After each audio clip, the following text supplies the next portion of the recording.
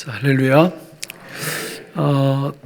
그 삶의 목적을 갖고 그 인생길을 걸어가는 사람하고 목적이 없이 살아가는 사람하고 그 결과를 보면 엄청나죠. 그러니까 일단 목적을 가져야 돼요, 사람은.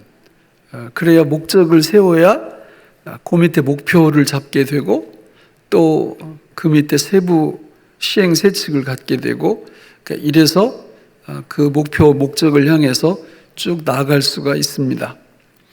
물론 목적을 갖고 있다고 해서 인생에 다 성취자가 되냐? 그건 또 아니죠.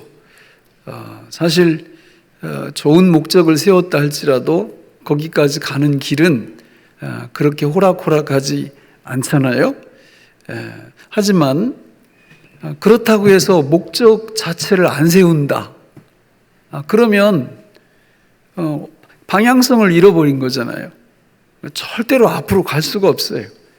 그러니까 목적을 세웠다고 해서 성취에 반드시 이루어가는 것은 아니지만 가능성이 많죠. 하지만 목적 자체를 아예 세우지 않으면 성취할 수 없죠. 그래서 세상에서도 목적을 세우고 그 목적에 따라서 움직이는 삶은 매우 중요합니다. 우리가 흔히 타이밍이 중요하다 이런 말을 하잖아요. 굉장히 중요하죠. 우리가 어떤 것을 시도할 때에도 타이밍이 맞으면 많은 성취를 이룰 수 있습니다. 근데 타이밍이 맞지 않으면 이게 참 너무 그래요. 그죠? 막 왔는데 버스가 떠나봐요. 굉장히 힘이 빠지잖아요. 타이밍이 안 맞아서 그런 거예요. 그런데 그거보다 더 중요한 게 바로 방향입니다. 방향이 안 맞으면 여러분 아무리 가봤자 소용없어요. 간 만큼 다시 돌아와야 됩니다. 이거는 타협의 여지가 없는 거죠. 방향이 잘못되면 안 되는 겁니다. 우리가 이 땅 위에서 이렇게 목적을 세우고 또 목표를 세우고 또 시행 세칙을 세워서 쭉 가는 이런 삶도 매우 중요하지만, 그러나 그 모든 것들을 아우르는 중요한 인생의 목적이 있어요. 그러니까 이게 되면 사실 밑에 거는 그리 신경 안 써도 되고요. 그러니까 이게 안 되면 이게 어떻게 될까요? 심각한 문제에 봉착하는 거죠. 그러면 하나님께서 우리한테 궁극적인 인생의 목적, 정말 영혼이 잘 되고 범사가 잘 되고 강건케 되어지는 그 인생의 궁극적인 목적이 뭘까요? 바로 오늘 우리에게 주신 말씀 안에 들어있어요. 거기 보면 그런즉 너희가 먹든지 마시든지 무엇을 하든지 다 하나님의 영광을 위하여 하라 그랬습니다. 근데 그냥 다짜고짜로 이 말씀을 딱 들으면 조금 반발심이 생겨요. 그렇잖아요. 아니, 뭘 먹든지 마시든지 무엇을 하든지 하나님께 영광을 돌리라고 그러시는 거야? 이해가 잘 안 갑니다. 사실 성경은 이 말이 맨 처음에 나오는 게 아니라 정말 중요한 말을 앞에서 해놓고 이 말씀을 하시는 거예요. 그 중요한 말이 무엇입니까? 우리가 암송하고 있는 이사야 64장 8절이죠. 우리 같이 한번 암송해 볼까요? 시작. 그러나 여호와여 이제 주는 우리 아버지시니이다. 우리는 진흙이요 주는 토기장이시니 우리는 다 주의 손으로 지으신 것이니이다. 아멘. 한번 읽고 끝낼 문장이 아니에요, 저거. 진짜 암송해 놓고 영원히 묵상해야 될 그런 말씀이죠. 우리 하나님 아버지가 창조주이시래. 창조주. 누가요? 우리 아버지가 창조주. 우리는 누구예요? 그분이 아버지니까 자녀이죠. 그죠? 로마서 8장 16절 이하에 보면 자녀이면 곧 상속자 이렇게 말합니다. 끝난 거죠. 여러분, 이 상속이 언제부터 시작될까요? 이미 시작됐습니다. 이미 시작됐어요. 하나님 아버지가 뭘 갖고 계시길래? 우리 하나님 아버지가 자산이 얼마나 될까요? 우리 하나님 아버지가 도대체 어느 정도의 영향력을 갖고 계시는 분일까요? 우리가 그분의 자녀가 되었다는 것이 이렇게 한 귀로 듣고 한 귀로 흘릴 수 있는 사실이 아니에요. 이거는 멈춰서 정말 묵상을 깊이 해야 되고 날마다 이 진리를 묵상해야 됩니다. 네. 그분은 우리에게 온 우주 모든 것들을 다 상속해 이미 주셨어요. 이게 눈앞에 펼쳐지지 않았을 뿐이지. 세상에서 그 돈 분께나 있는 그 상속자들을 보세요. 얼마나 목에 힘을 주고 사는지. 근데 왜 그렇게 힘을 주나? 아니, 뭐 자산이 좀 있으니까 힘을 주는 거죠. 근거가 있으니까. 그런데 성경에 보면 하나님이 예수를 믿는 당신의 자녀들에게 너는 내 아들이다, 너는 내 딸이다, 너는 내 상속자다, 이렇게 아주 그냥 인감도장을 찍으셨어요. 성경에다가 저렇게. 그런데 저 말씀이 우리한테 그냥 귓등으로 이렇게 흘려듣는 말씀이다, 별로 감동이 없다, 의미가 별로 없다, 그러면 신자인지 한번 고민을 해보셔야 되는 거예요. 내가 진짜 신자 맞나?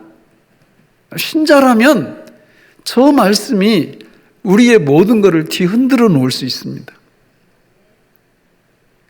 너무 엄청난 이야기거든요.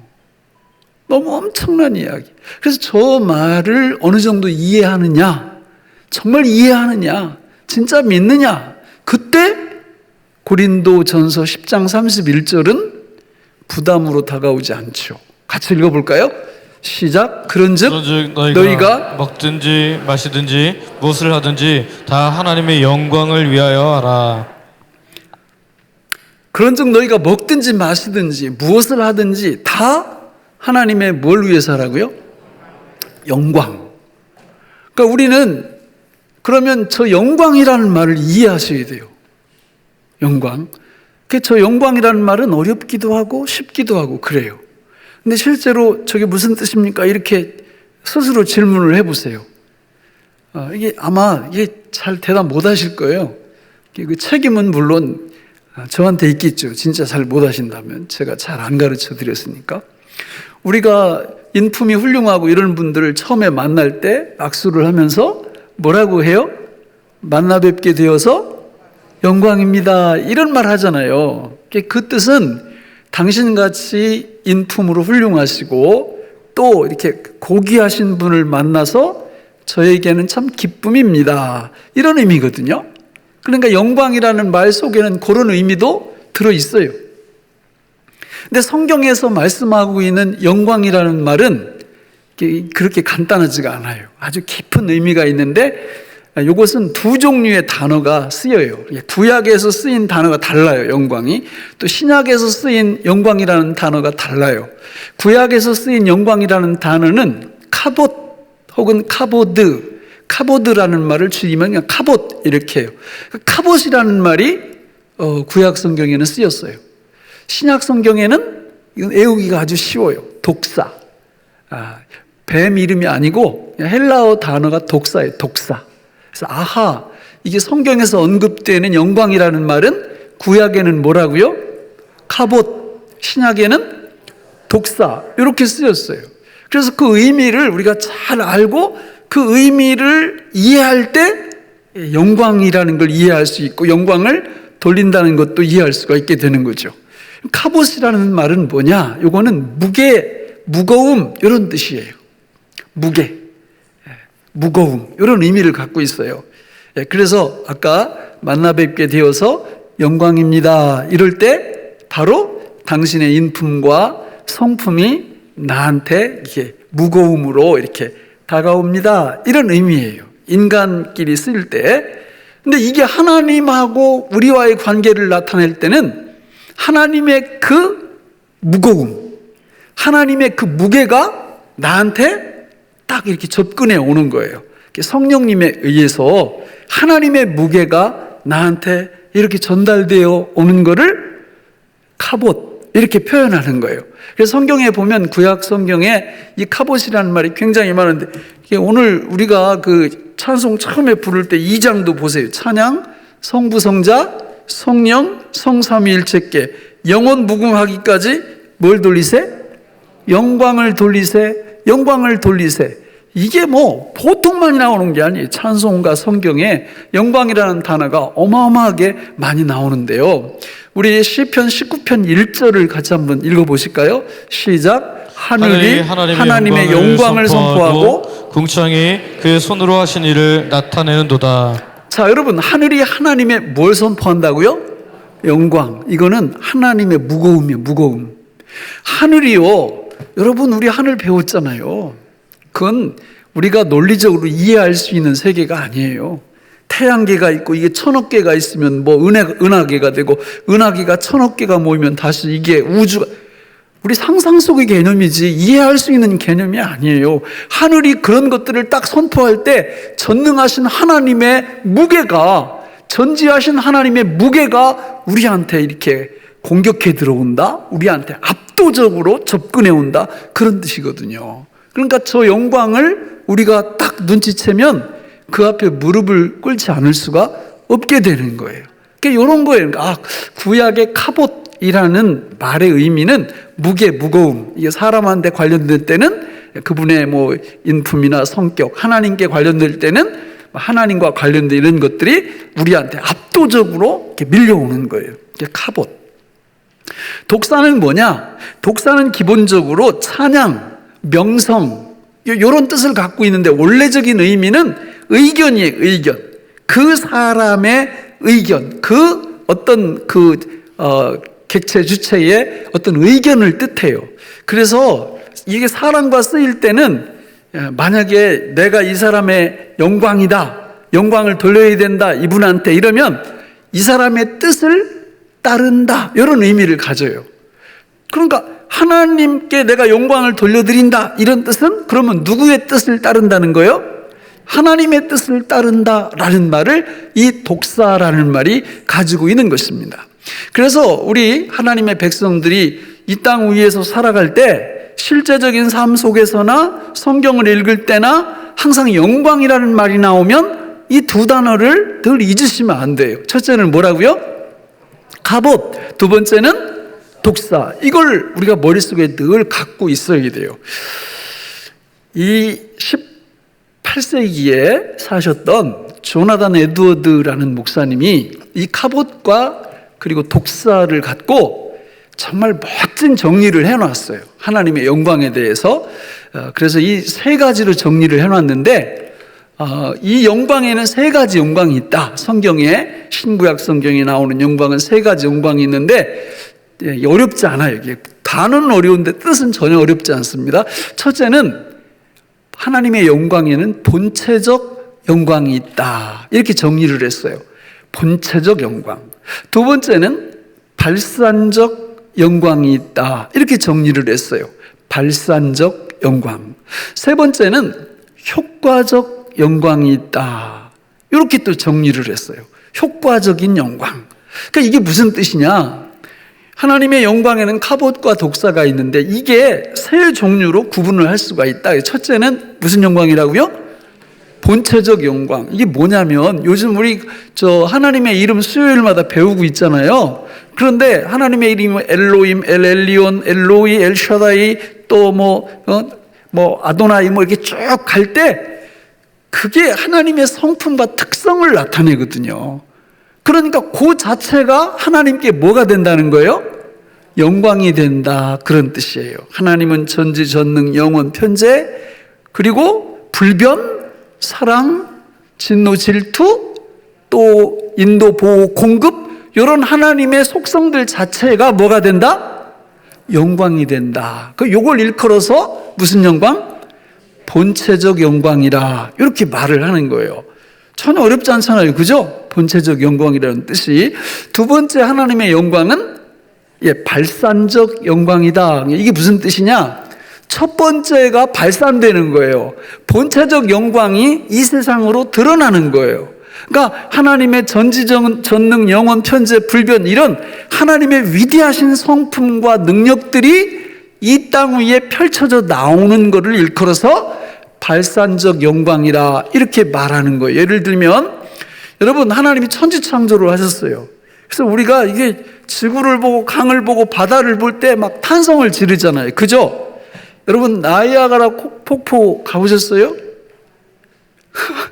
아니요? 그러면 어디 저 성지순례 하시면서 그 페트라, 우리 야곱의 형인 에서가 살던 그 페트라 가보셨죠? 그죠? 아니 그때 저하고 같이 갔던 분들 대답 좀 해요. 예? 그 페트라가 여러분 설악산 흔들바위 이런 건 바위도 아니에요. 거대한 바위가 산을 이뤄 그냥 끝없이 펼쳐져 있어요. 끝없이. 그 바위 자체가 페트라 바위. 그걸 이렇게 딱 볼 때 정말 하나님의 하나님 되심, 그 본체적 영광이 얼마나 위대한 것인지, 그것이 발산될 때 얼마나 위대한 것인지, 그거를 그냥 감동적으로 그거를 이렇게 접할 수 있다니까요. 중국의 황산 가보셨나요? 황산에 가보시면 거기는 미국의 그 나이아가라 폭포나 이런 그 막 엄청나게 그 이렇게 멋있는 이런 것들이 미국에는, 캐나다나 미국에서는 조금밖에 안 보여줘요. 근데 중국 황산에 가면 그게 한두 끝도 없이 펼쳐져 있어요. 그 협곡 같은 게 막 이렇게. 그걸 볼 때마다 막 탄성이 이렇게 절로 나는 겁니다. 그런 거를 무슨 영광이라고 그런다고요? 발산적 영광이다 이렇게 말하는 거예요. 그러나 여러분 발산적 영광의 클라이막스는 뭘까요? 예수 그리스도예요. 하나님 아버지가 갖고 계신 최고의 지혜와 사랑과 은총이 집약되어서 나타난 발산적 영광의 꽃이 뭐냐면 누구라고요?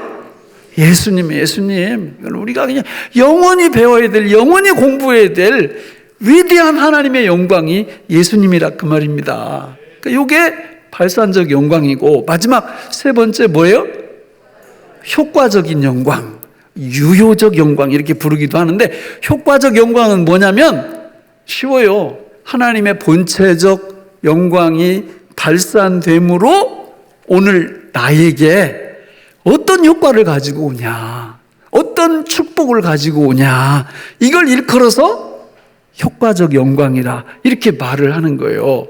그럼 여러분 이 세 가지 영광, 조나단 에드워드 목사님이 정리한 본체적, 발산적, 효과적 영광 중에 가장 중요한 게 뭘 것 같아요? 다 중요하지만 효과적 영광이에요. 왜냐하면 이게 안 되면 나하고 아무 상관이 없어. 본체적 영광, 발산적 영광이 나하고 관련이 없어요. 효과적 영광이 나한테 효과를 발휘할 때, 그때 우리는 발산적 영광의 위대함, 본체적 영광의 위대함을 경험할 수 있게 되는 거기 때문에 효과적 영광이 우리한테는 너무 소중한 것입니다. 그렇다면 이 효과적 영광이 우리한테 느껴지게 하는 수단이 뭘까요? 수단. 그거는 성경 공부예요, 공부. 성경 공부. 특히 이런 시간. 여러분, 우리 예배에 있어서 왜 그렇게 설교 시간이 제일 비중이 큰 겁니까? 이유가 뭐예요? 효과적 영광을 극대화시키려고 그러는 거예요. 하나님께서 그런 수단으로 이 설교의 시간을 예배 중에서 가장 소중한 시간으로 만들어 놓으신 거예요. 우리가 성경을 공부하고 뭐 이럴 때 좋지만 이 효과적 영광, 이걸 위해서는 하나님의 말씀 선포가 바르게 이렇게 되어질 때 그 말씀을 듣는 성도들의 삶 속에 무슨 은혜가 나타난다고요? 카봇의 은혜와 독사의 은혜가 나타나게 되어 있는 거죠. 여러분, 또 언제 이 효과적 이 은혜가, 효과적 이 영광이 언제 드러날까요? 또 공부할 때, 설교 드릴 때, 또 이 세 번째가 너무 중요한데, 하나님이 그렇게 하고자 하실 때예요. 이거 진짜 너무 중요한 거예요. 하나님이 그렇게 하시고자 하실 때, 이 교회 역사를 보면 그게 다 드러납니다. 자, 그렇다면 우리가 하나님 앞에 영광을 돌려드려야 되는데 문제가 있어요. 뭐가 문제가 있어요? 아니, 내가 여러분들한테, 여기 오신 분들 한 분한테 1,000원씩을 드리려고 하면 전제 조건이 뭡니까? 내가 있어야지 1,000원짜리를 바꿔다 놓고 한 200장 갖고 있어요. 여기 오신 분들 한 장씩 이렇게 나눠드릴 수 있잖아요. 그런데 200장은 고사하고 10장밖에 없다 그러면 줄 수 있어요? 없잖아요. 그러니까 오늘 우리가 인생의 중요한 목적은 하나님께 영광을 돌려드리는 삶인데, 그런데 내가 하나님께 영광을 돌리려고 해봤더니 나한테 그 영광을 돌릴 수 있는 능력이 있다 없다? 없어요. 없다니까요. 그러면은 뭐야, 이거 하나님이 나쁜 하나님이신가?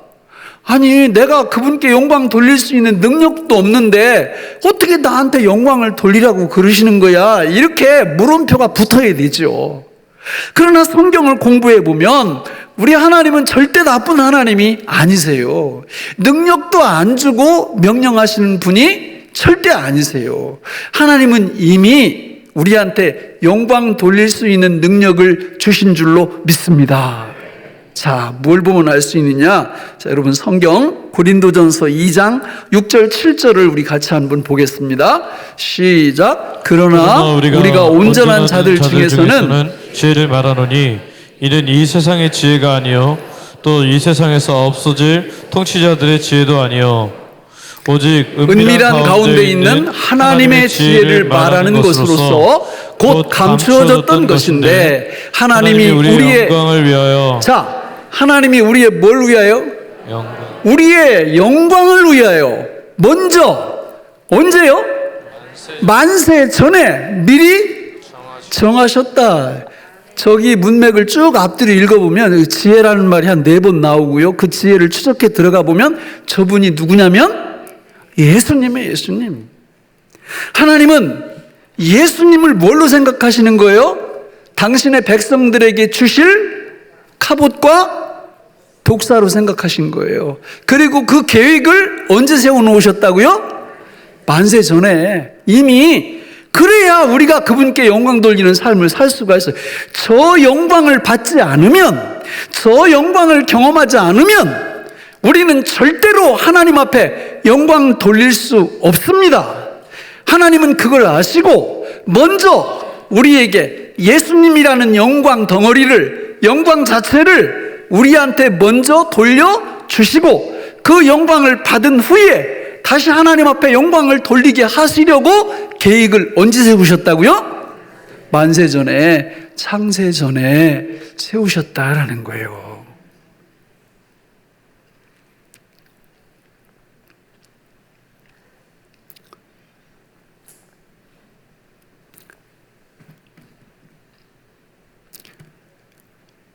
중요한 원리가 있어요. 그게 뭐냐면 우리가 하나님의 영광을 받은 분량은 하나님께 영광을 돌려드리는 분량과 정확히 정비례 합니다. 만약에 이 땅 위에서 사는 하나님의 백성들이 하나님이 주시는 영광을 경험을 못 하잖아요. 그러면 무엇도 할 수 없다? 하나님께 영광 못 돌려요. 아니, 영광 돌릴 생각도 안 해요. 그러나 하나님께로부터 오는 영광을 예수님 안에서 받아 누리기 시작하잖아요. 그러면 그만큼 하나님께 영광을 돌릴 수 있어요. 실제로 이 영광은요, 하나님이 맨 처음에 인류의 시조를 창조하셨을 때 주셨어요. 창세기 1장 26절 한번 한 두 줄만 읽어볼까요? 시작. 하나님이 이르시되 우리의 형상을 따라 우리의 모양대로 우리가 사람을 만들고, 네,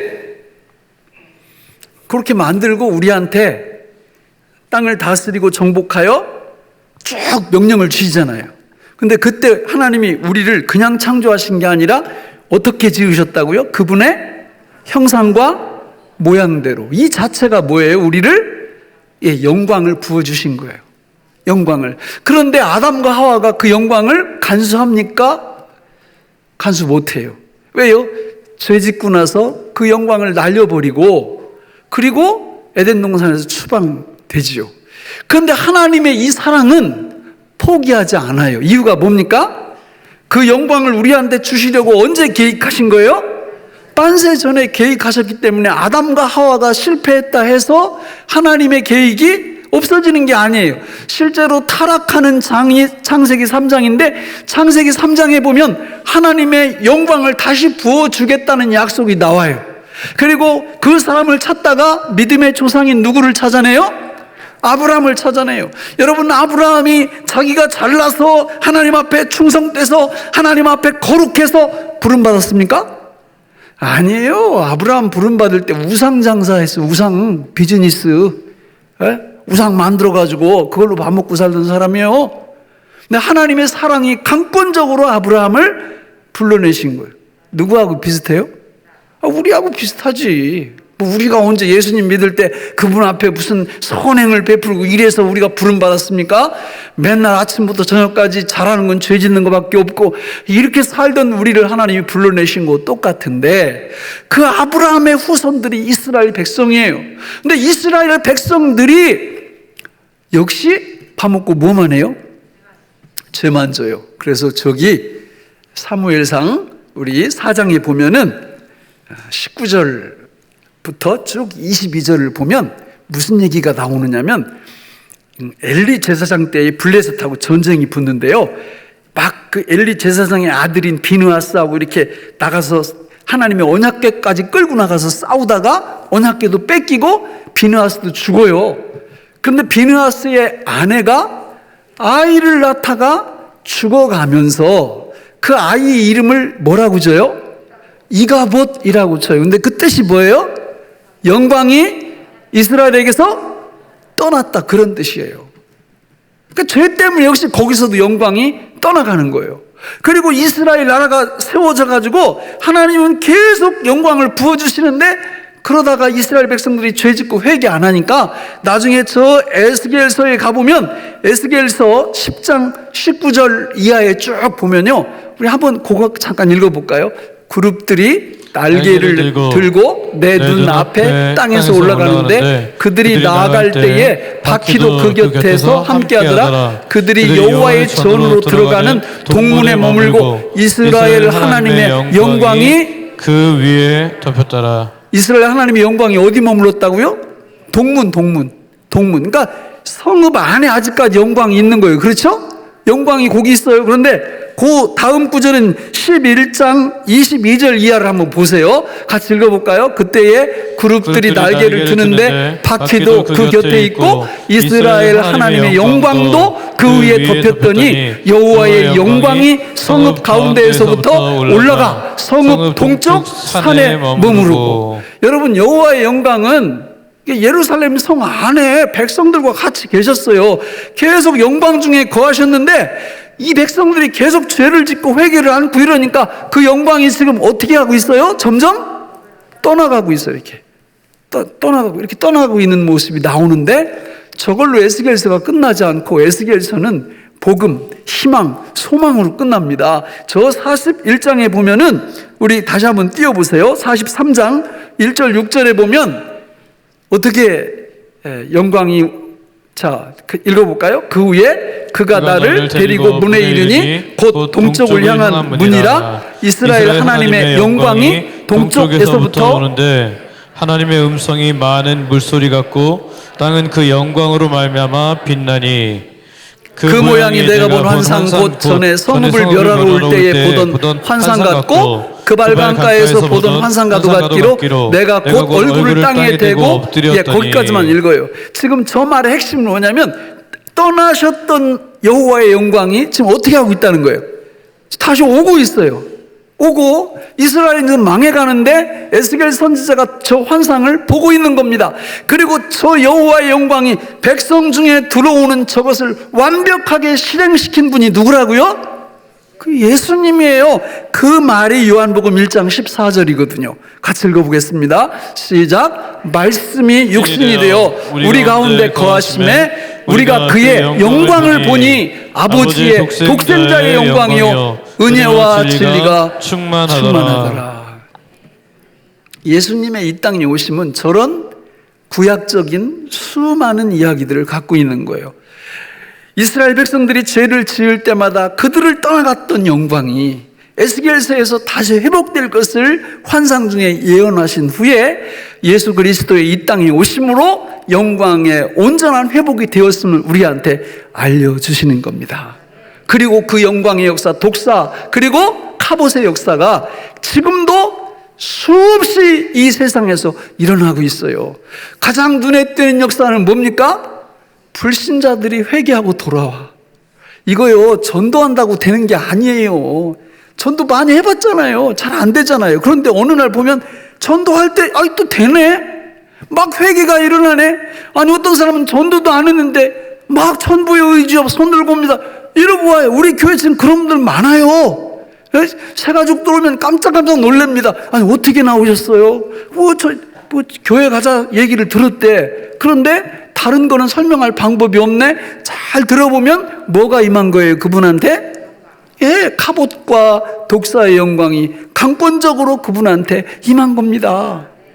여러분, 이런 역사가 역사 속에서 보면 막 민족적으로, 나라적으로, 지역적으로 왕성하게 일어난 적들이, 대한민국도 그 나라들 중에 하나예요.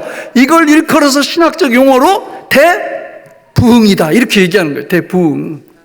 그러니까 여러분, 무슨 세상이 그리스도인이 삶으로 뭘 본을 못 보이고 이래가지고 복음의 문이 다 헛소리예요, 헛소리. 여호와의 영광이 그냥 임하면 누구도 거부 못합니다. 누구도 거부 못해요.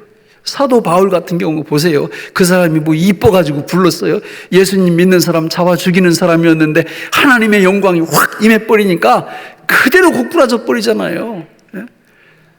저는 이런 걸 놓고 기도해요. 우리 교회에. 하나님 이 교회가 그렇게 쓰임받게 해달라고. 그렇다면 여러분, 이 여호와의 영광, 카봇과 독사의 은혜가 그때 예수 믿을 때 처음 한번 딱 오고 끝나는 건가요? 예수 믿으면서 계속 반복적으로 이루어지는 건가요? 반복적으로 이루어지는 겁니다. 여러분, 이게 우리의 기도 제목이 되어야 되는 거예요. 이 카봇의, 이 독사의 영광, 이 은혜를 우리가 경험을 하게 되면 무슨 일이 벌어져요? 사람이 그냥 갑자기 확 바뀌어버려요. 이런 사람한테 성경 읽지 말라고 그러면 뭐라고 할까요? 목사님아 읽지 마요 이러고 그냥. 이런 분들한테 기도하지 말라고 하면 어떻게 될까요? 말 안 들어요. 왜 자꾸 기도하고 싶은데 못 오게 하느냐고 막 항의하고 그래요. 이런 분들한테 전도하지 말라고 하면 어떻게 할까요? 대책 없어요. 막 어제도 전도 폭발 어떤 집사님이 나한테 전화해가지고 좀 전도 좀 하게 해달라고 주일날. 그래서 내가 통사정을 했어요. 조금만 좀 기다려달라고. 이게 좀 상황이 좀 그럴 때가 이게 아니라. 이게 카봇의 은혜를, 정말 독사의 은혜를 경험하는 사람들은요, 견딜 수 없어 하는 거예요. 하나님에 대한 소망이, 그분에 대한 갈망이, 그분에 대한 열정이 이게 막 속에서 불같이 계속 일어나는 거예요. 이런 축복의 주인공들이 되시기를 축원합니다. 왜 그래야 돼요? 이유가. 왜 그래야 돼요? 뭐하고 정비례 한다고 그랬어요? 하나님께 영광 돌리는 것과 정비례 한다고요. 그 영광을 경험을 못하면 영광 못 돌려요. 이 영광을 경험을 못하면 정말 신앙생활을 어떻게 하냐? 근근히 하는 거예요. 근근히. 그냥 마지못해 하는 겁니다. 성경 읽는 것도 진짜 피기가 너무 힘들어. 요렇게 피는 게 너무 힘들어. 이게. 일주일에 한 번도 못 펴, 이거를.